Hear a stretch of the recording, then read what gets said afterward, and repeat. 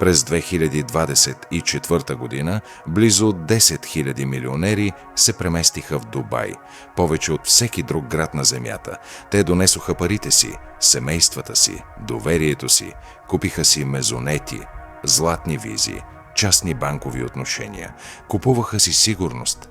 И тогава, само за няколко седмици, се случи нещо, което никой от техните съветници не беше предвидил. Иран влезе в уравнението и градът, който продаде на богатите по света гарантиран изход от нестабилността, изведнъж се озова в центъра на точно това, от което беше построен, за да избяга. Това е историята за това как една геополитическа грешка в изчислението тихо разрушава най-успешната илюзия за богатство на 21 век. За да разберете какво се случва в момента, трябва да разберете какво всъщност е построил Дубай. Дубай няма никакво петролно богатство, няма река, няма естествено пристанище, няма селско-стопанска база. Това, което имаше, беше визия и почти безмилостна способност да я осъществи. В продължение на 40 години той изгради нещо, което никога преди не е съществувало. Град, чийто целият икономически продукт беше чувство. Чувството за безопасност, неутралност, постоянство. DIFC, финансовият район на Дубай, стана дом на Goldman Sachs, Citi, HSBC, Standard Chartered. Той управляваше активи на стойност 1,2 трилиона долара, 63 милиарда долара частно богатство се вляха в ОИЕ само за една година. Само Великобритания загуби 16 500 милионери през 2025 година. Повечето от тях не отидоха в Швейцария, не отидоха в Сингапур, отидоха в Дубай, защото Дубай се беше позиционирал перфектно, достатъчно близо до глобалната нестабилност, за да печели от нея, достатъчно далеч, за да остане изолиран от нея. Но ето частта, която рядко се разглежда достатъчно внимателно. Дубай не просто привлече богати хора, той привлече цели финансови екосистеми. Адвокатските кантори преместиха централите си в Близкия изток там. Счетоводни практики, управленски консултантски услуги, фондове за частен капитал – всички те следваха капитала, защото това прави капиталът. Той създава гравитация, а гравитацията привлича всичко към себе си. В началото на 2020-те години Дубай не беше просто място, където богатите хора държаха парите си. Това беше място, където инфраструктурата на глобалното управление на богатството се беше преместила физически. Съветниците, банкерите, адвокатите, служителите по съответствието, целият апарат, който движи, защитава и увеличава частния капитал в мащаб. Това беше продуктът. Това винаги беше продуктът. Не недвижимите имоти, не данъчните облекчения, не времето. Продуктът беше убеждението, че Дубай е освободен от правилата, които в крайна сметка нарушават всеки друг финансов център. И това убеждение се запази в продължение на десетилетия, докато Иран не направи невъзможно да се задържи повече.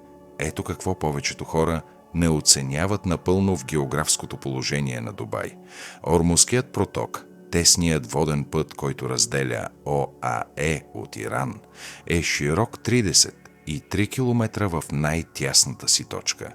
Това е приблизително разстоянието от едната страна на Лондон до другата. 20% от световния петрол преминава през този проток всеки ден. Цялата логистична империя на Дубай, нейните пристанища, авиокомпанията, търговските ИИ коридори зависи от това този проток да остане отворен и спокоен. В продължение на десетилетия споразумението работеше, защото всички страни разбираха залозите. Иран се нуждаеше от икономическа глътка въздух. Държавите от Персийския залив се нуждаеха от стабилност. Светът се нуждаеше от петрола. Дубай стоеше по средата, събирайки премията, а Дубай беше изключително добър в запазването на неутралитет.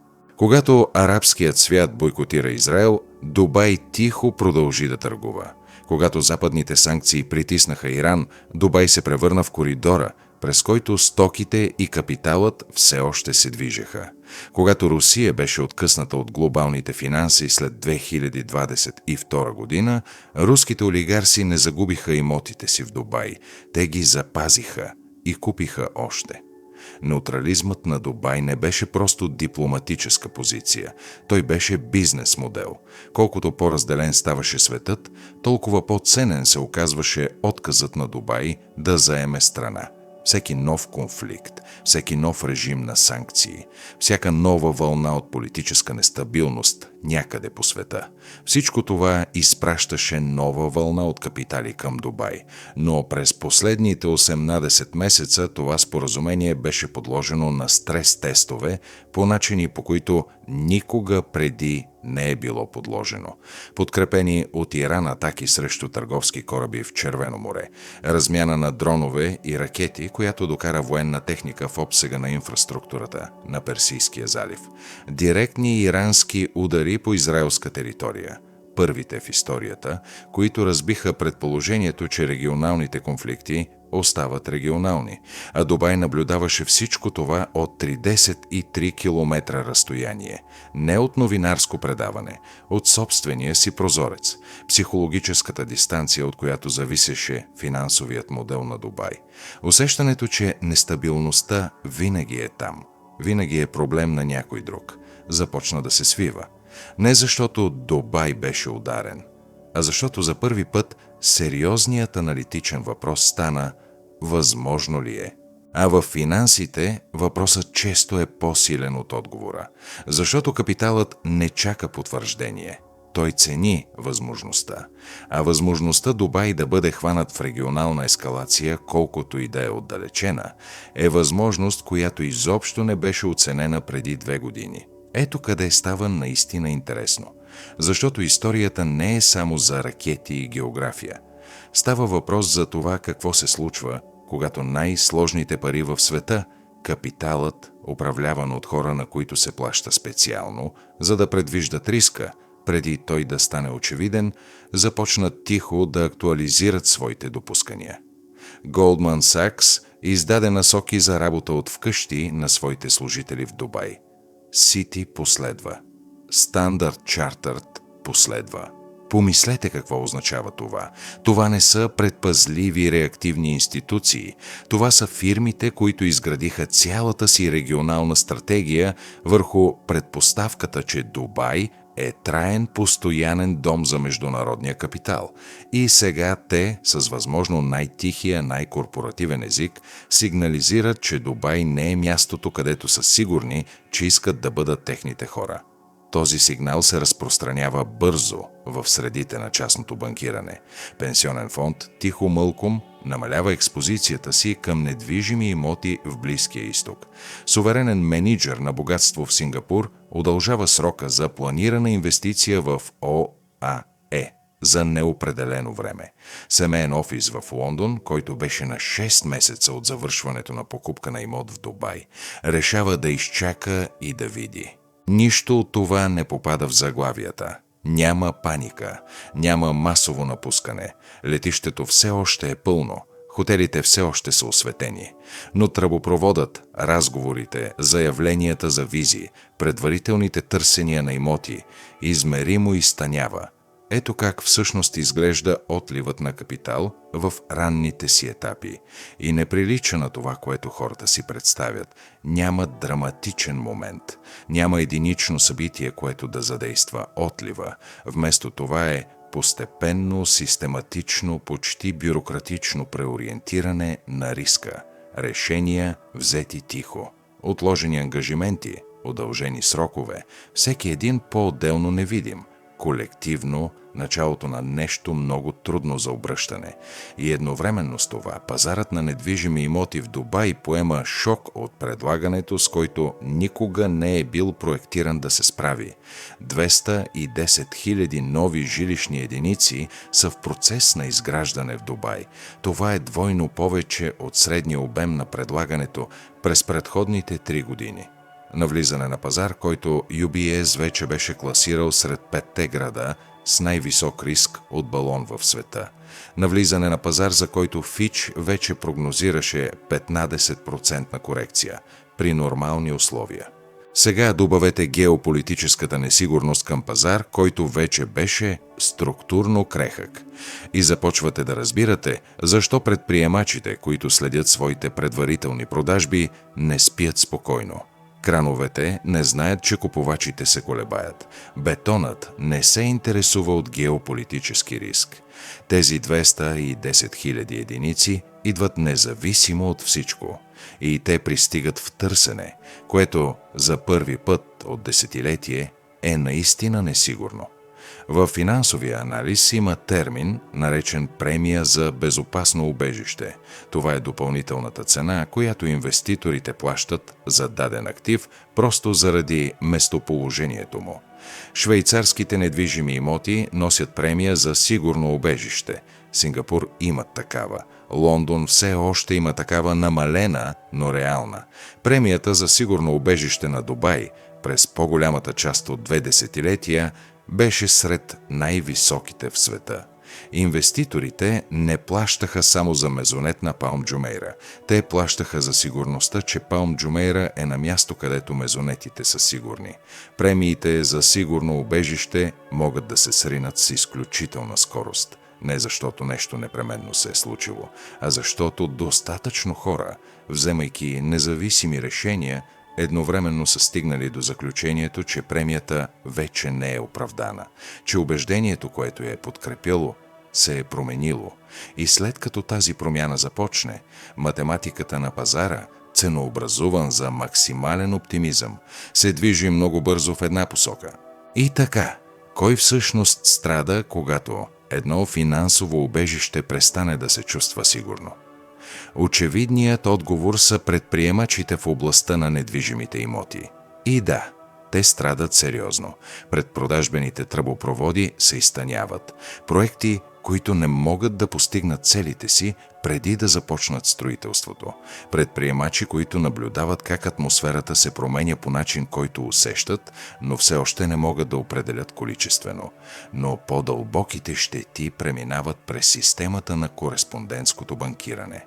Взаимоотношенията между кореспондентското банкиране, невидимата инфраструктура, която позволява на семейен офис в Дубай да прехвърля пари ефективно към Ню Йорк, Лондон, Цюрих, са изградени върху две неща – регулаторен комфорт и геополитическа предвидимост. Когато геополитическата предвидимост намалее, отделите за съответствие в големите световни банки започват тихо да преоценяват. Не драматично, не публично, а на процедурния език на засилената проверка.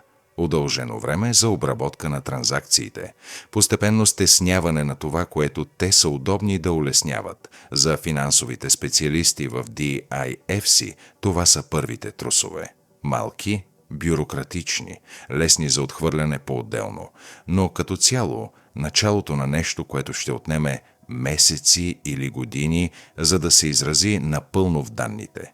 Сега разгледайте програмата за златни визи, механизмът, който превърна глобалната тревожност в директна миграция на милионери.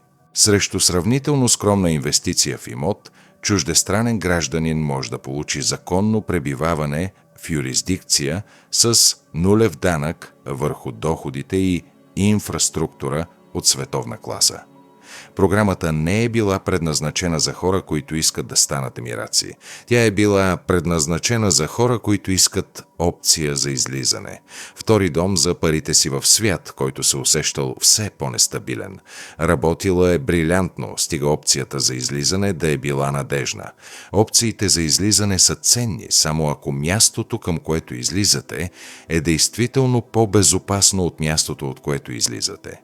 В момента, в който това разграничение стане неясно, в момента, в който безопасното пристанище започне да се усеща по-малко категорично безопасно, смятането се променя напълно.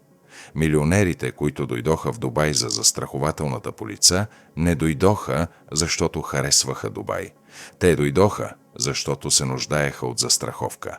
А застраховката, която вече не се изплаща ясно, е застраховка, за която хората спират да плащат премии. И историята тук не е успокояваща. В Бейрут през 1975 година парите са си тръгнали преди сградите да изгорят. В Кувейт през 1990 година капиталът се е движил преди танковете да преминат границата. В Хонг-Конг след 1997 година тихото систематично преместване на активи и корпоративни структури към Сингапур се е случило достатъчно бавно, за да бъде пропуснато, докато не е станало невъзможно да се игнорира. Тези градове не са загубили богатството си в един единствен драматичен момент. Те са го загубили в хиляди малки решения, взети от хора, които не са се паникьосвали, които просто тихо са актуализирали разбирането си къде е рационално да се държат пари. Дубай сега е града, където се вземат тези решения. Ето какво всъщност разкрива този момент. И то е по-голямо от Дубай. Всяко финансово убежище в историята е построено върху една и съща фундаментална архитектура. Не върху сгради, не върху регулации, не върху данъчна политика. Вяра.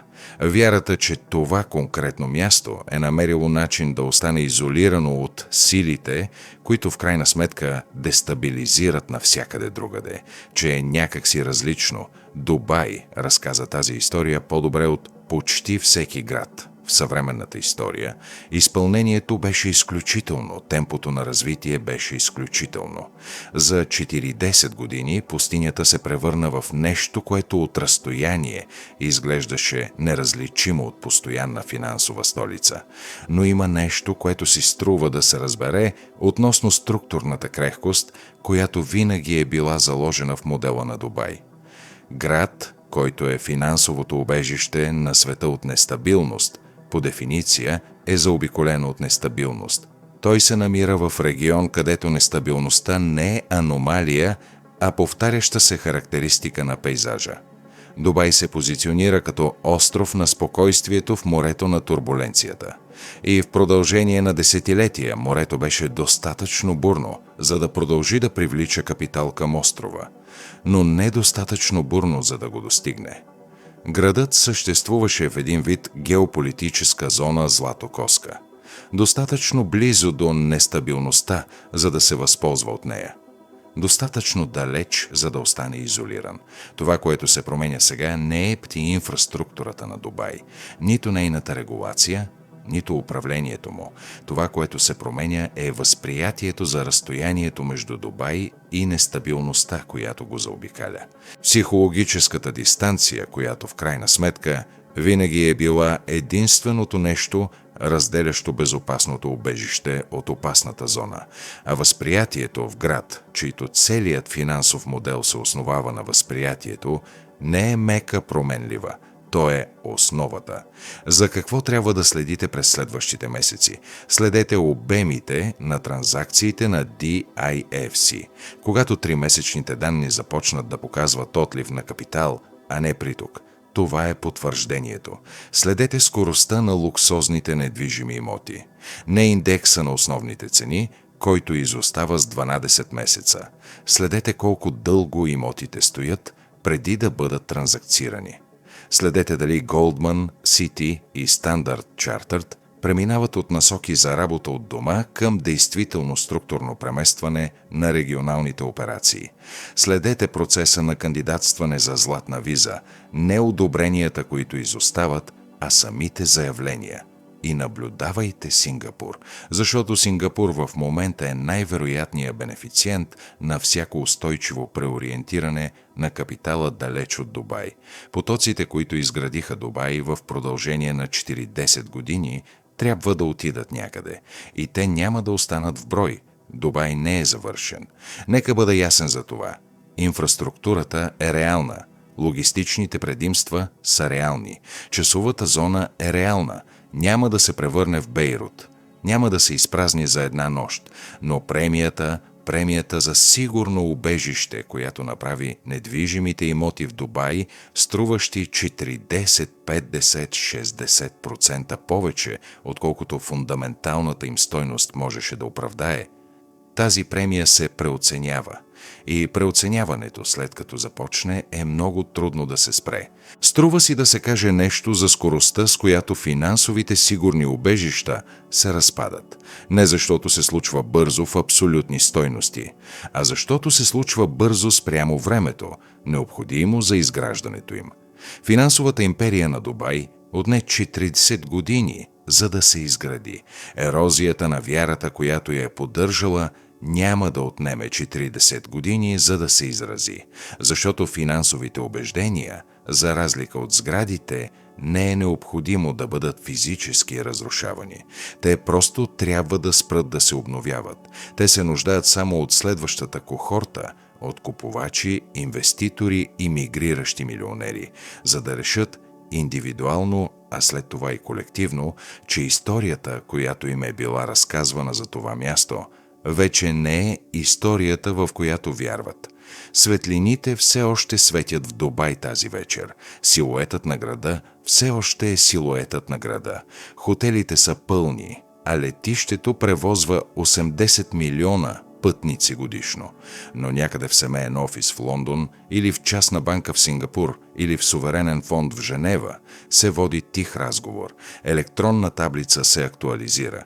Времевата рамка се удължава, а парите, търпеливи, несентиментални и винаги с няколко хода пред новините, вече решават къде ще отидат. Това е проблемът с изтичането на капитал. Никога не го виждаш да се случва. Виждаш само къде е отишъл.